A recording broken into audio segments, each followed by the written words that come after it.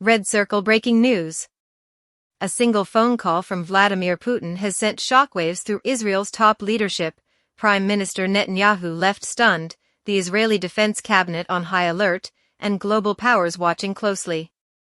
What was said in that call? Why is the Kremlin's message sending tremors across the Middle East? This isn't just diplomacy, this is a power move that could reshape the entire region. Stay with us as we uncover the full story behind the call that changed everything. Ask ChatGPT. In recent weeks, a diplomatic maneuver unfolded quietly but forcefully, shaking not just the corridors of Tel Aviv, but reverberating across capitals from Washington to Brussels.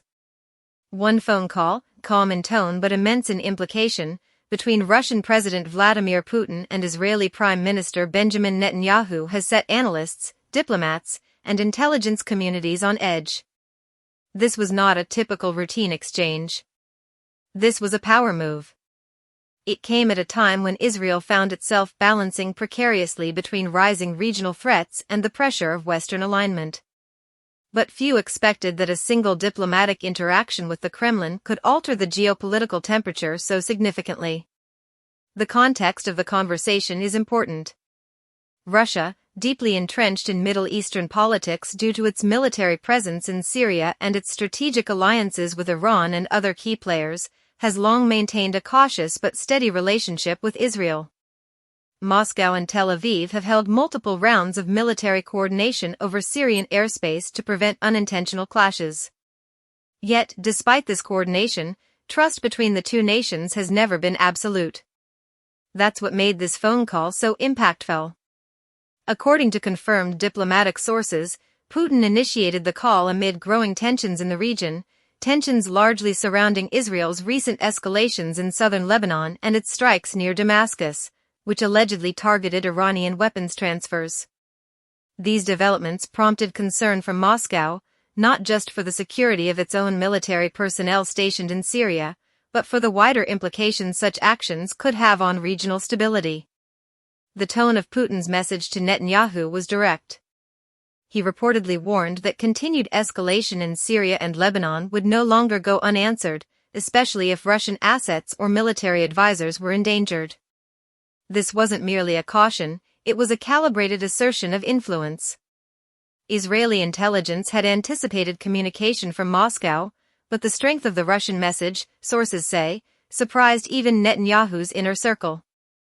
Moscow signaled that it would consider supplying more advanced defense systems to Syria and possibly to Lebanon if Israel continued unchecked aerial operations in the region. The implication was clear: Russia would not remain passive if its allies came under sustained attack, especially without a proper diplomatic channel to deconflict. For Israel, this was a strategic wake-up call. The country's doctrine of campaigns between wars, in which it regularly strikes hostile targets to prevent future conflicts, relies heavily on freedom of movement in regional airspace. A curtailment of that ability, especially due to Russian radar systems and potential hardware transfers, would significantly limit Israel's capacity to act preemptively. But this wasn't merely about military freedom. Putin's power move extended far beyond missile batteries and airspace control. It was about redefining influence in a region long dominated by U.S. alliances and partnerships. With this one call, Putin reminded Israel and the West that Moscow still holds cards in the Middle East game. And with the United States increasingly distracted by domestic issues and its rivalry with China, the Kremlin saw an opportunity to reaffirm its role as a central power broker. Moreover, Putin's timing was no accident. Israel is facing heightened scrutiny over its domestic policies and its ongoing conflict with Palestinians. There is pressure building internationally, especially within the European Union and among certain American political factions, to reassess their support for Israel's approach. In this environment, a call from Moscow warning of consequences added an unexpected layer of pressure, something Netanyahu could not afford to ignore. Yet, this diplomatic move wasn't necessarily meant to provoke confrontation. It was likely designed to restrain Israel's hand and force a recalibration of its regional tactics. Putin understands that direct military confrontation with Israel isn't in Russia's best interest, but neither is the unchecked empowerment of Israel's military reach in proximity to Russian assets and allies. What's also worth examining is the broader backdrop: Russia's deepening partnership with Iran. Over the past year, military cooperation between Moscow and Tehran has expanded significantly, especially after the war in Ukraine tightened Russia's need for drones, ammunition, and international support. Iran has delivered drones used by Russia, and in return, Russia has provided advanced technological assistance. This growing alliance means that Moscow has a vested interest in defending Iranian assets across the region, particularly those in Syria and Lebanon, which Israel frequently targets. Putin's call, therefore, wasn't just a signal to Israel, it was a signal to Iran as well.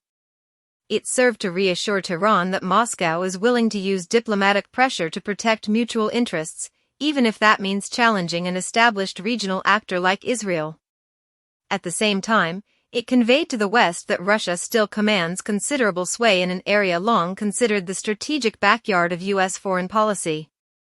The reaction within Israeli political and military circles has been varied. Some see this as an unfortunate but manageable flare-up, an inevitable result of years of operating near Russian military assets. Others view it as a more profound shift, a moment in which Israel must reevaluate its assumptions about regional freedom of action. Military analysts within Israel's defense establishment have reportedly begun reviewing the implications of increased Russian radar coverage and the possible transfer of newer anti-air systems to Syria or even Lebanon. If such systems are delivered, it could limit Israel's ability to carry out missions undetected or safely. It would also raise the stakes for pilots and intelligence personnel. On the diplomatic front, Netanyahu has reportedly reached out to Washington, seeking reassurances that the United States will maintain pressure on Russia to prevent any arms transfers that could endanger Israel's operational dominance in the region. This has put the Biden administration in a delicate position, managing its tense relationship with Moscow while still upholding its long-standing commitment to Israeli security. At the United Nations, Russian diplomats have also subtly shifted their tone, calling for greater accountability in regional airstrikes and emphasizing the need for respect of Syrian sovereignty, a clear reference to Israeli actions. These developments, while carefully worded, align with the underlying message of the Putin-Netanyahu call: Israel's strategic maneuvers will now be watched and, if needed, countered with equal determination. Interestingly, there has also been speculation among international observers that the timing of this call is linked to broader diplomatic efforts. Some believe that Putin is attempting to reassert Russia's relevance on the world stage through calculated diplomatic engagement. With the Ukraine conflict drawing criticism and sanctions from the West, Moscow needs alternative theaters to project power and legitimacy. The Middle East, especially with the U.S. gradually shifting focus to the Indo-Pacific, provides fertile ground for such ambitions. In this context, the call to Netanyahu was a strategic masterstroke. It demonstrated that Russia can still wield influence, apply pressure, and reshape regional dynamics, not with missiles or tanks, but with a phone call and the weight of long-term alliances. It served as a reminder that geopolitics isn't always determined by battlefield victories. Sometimes, it's the quiet yet firm voice on the other end of a secured diplomatic line that carries the most impact. Meanwhile, Israel must now tread more carefully. The nation has prided itself on maintaining operational superiority in the region, but that supremacy may now face real limitations. Not because of a direct confrontation, but due to diplomatic entanglements and the increasing complexity of modern alliances.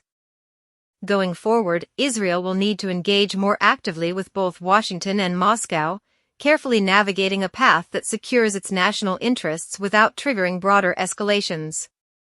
The Kremlin's willingness to play hardball diplomatically, and potentially militarily, has forced Tel Aviv into a more cautious stance, at least for now.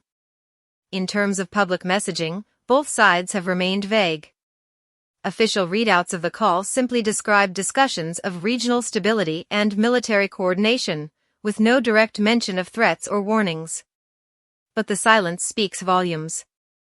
When leaders issue generic summaries in times of heightened tension, it's usually a sign that much more was said behind closed doors. International media coverage of the event has been mixed. Some outlets have portrayed it as a mere coordination call, while others see it as a seismic shift in regional power balances. Analysts warn that even if this phone call does not lead to immediate changes on the ground, it sets a precedent that could ripple through the Middle East for years. Ultimately, what this episode underscores is that diplomacy remains one of the most powerful tools in a global leader's arsenal. Putin, long regarded as a master of strategic messaging, used this moment to reassert Russia's relevance, not just in the Middle East, but on the global stage. Whether this results in concrete changes or remains a powerful symbolic gesture depends on the coming months.